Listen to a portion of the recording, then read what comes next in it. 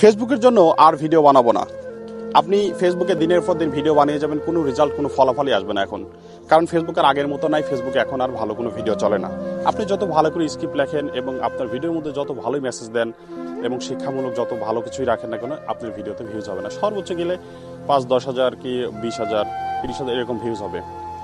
বর্তমান যে প্রেক্ষাপট ফেসবুকের, এখানে আপনি ভালো কোয়ালিটির ভিডিও বা শিক্ষামূলক ভিডিও বা ভালো মোটিভেশনাল ভিডিও আপনি বানিয়ে খুব একটা যে সাকসেস হতে পারবেন তা না। দুই একজন হয়েছে, এদের হয়তোবা ভাগ্য ফেভার করছে বা কারোর একটা ধাক্কা লাগছে বা কারোর সঙ্গে ভিডিও টিডিও বানিয়ে হয়তোবা তাদের স্টেজগুলো উঠছে, এরকম কিছু সংখ্যক লোক ভাইরাল হয়েছে।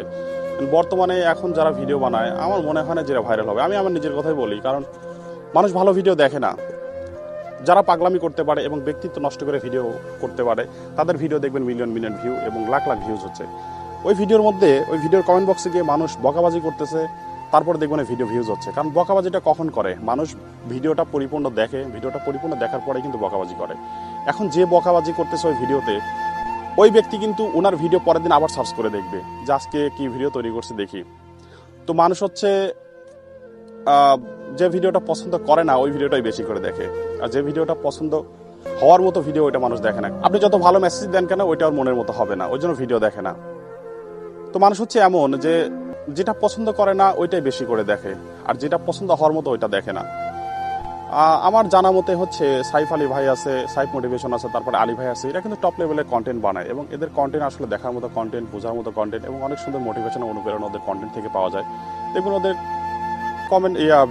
ওদের ভিডিওতে তেমন একটা ভিউজ নাই, কারণ মানুষ ওদের ভিডিও দেখে না। ইদানিং দেখবেন যে বিল্লাল ভাই একটু পাগলামি টাইপের ভিডিও বানাচ্ছে বা ফানি টাইপের ভিডিও বানাচ্ছে, এই ভিডিওতে দেখবেন মিলিয়ন মিলিয়ন ভিউজ, কারণ মানুষ এইগুলাই দেখে।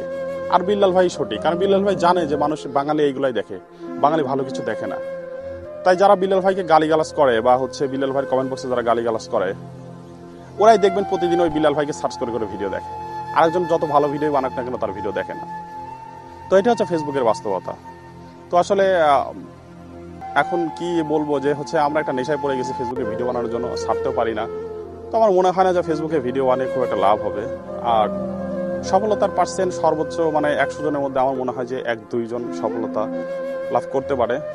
তো চেষ্টা করতেছি, দেখি যদি পারি ইউটিউবের জন্য ভিডিও বানাবো। ফেসবুকে আর ওইরকমভাবে ভিডিও বানানোর এফোর্ট দিব না, কারণ কষ্ট করে ভিডিও বানিয়ে ভালো স্ক্রিপ্ট লিখে ভিডিও বানিয়ে যদি ভিডিওতে ভিউজ না আসে, একটু মনটা ভেঙে যায়। তো সবাই ভালো থাকবেন, দোয়া করবেন আমার জন্য। ধন্যবাদ।